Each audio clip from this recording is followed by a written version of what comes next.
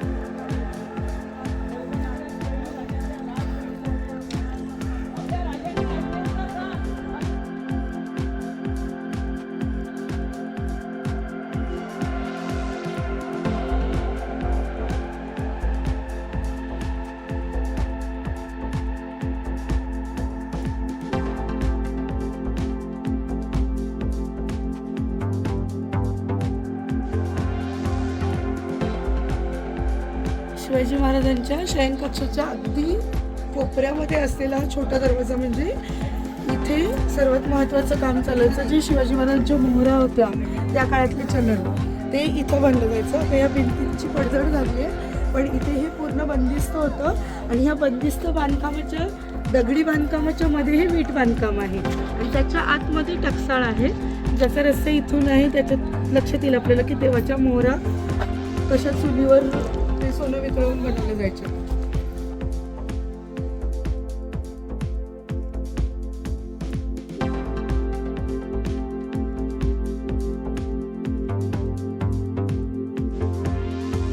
ह्या मोठ्या दगडांच्या चुली आहेत.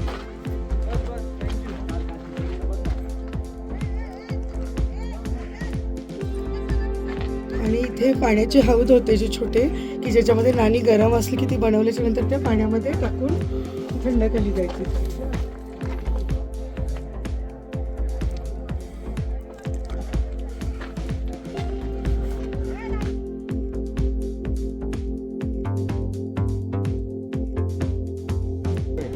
हा खालचा बरोबर मनोऱ्याच्या खालचा गंगासागर तलाव आहे.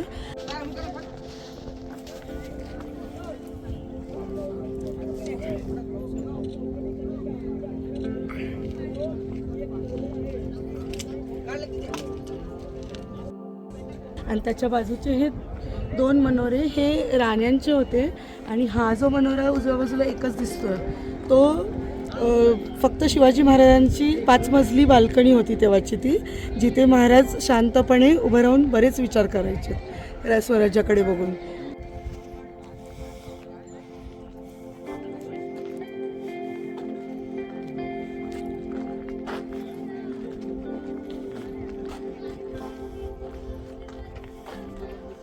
महाराजांच्या बाजूला असल्यामुळे महालाची सुरक्षा म्हणून इथे टहलणीच्या खिडक्या होत्या ह्या. इथे शस्त्रधारी सैनिक उभे असायचे.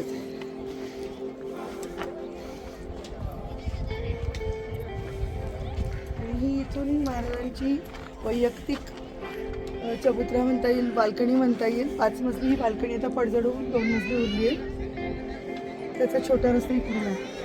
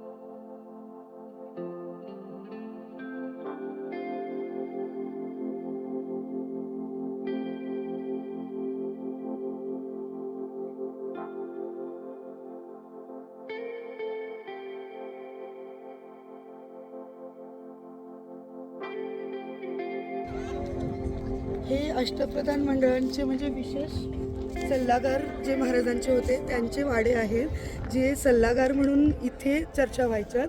हे त्यांचे 8 वाडे आहेत, त्यापैकी 6 आपल्याला इथे दिसतात. आणि हे इकडे शौचालय आणि त्यांचे दिवाणखाना हा सर्व भाग दिसतो. हे रायगडावरील धान्याचे कोठार आहेत. पूर्वी रायगडावर इथले लोक आणि कर्मचारी वर्ग या सगळ्यांचं मिळून जे धान्य असायचं ते इथे या 3 कोठारांमध्ये साठवलं जायचं. ही तिन्ही कोठारं 24 फुटाची खोल आहेत. अशी महाराजांनी प्रत्येक गड किल्ल्यांवर धान्याची कोठारं बनवलेली आहेत. पण सर्वात मोठं धान्याचं कोठार हे कोल्हापूरच्या पन्हाळगडावरचं आहे, जे 52 फूट खोल आहे.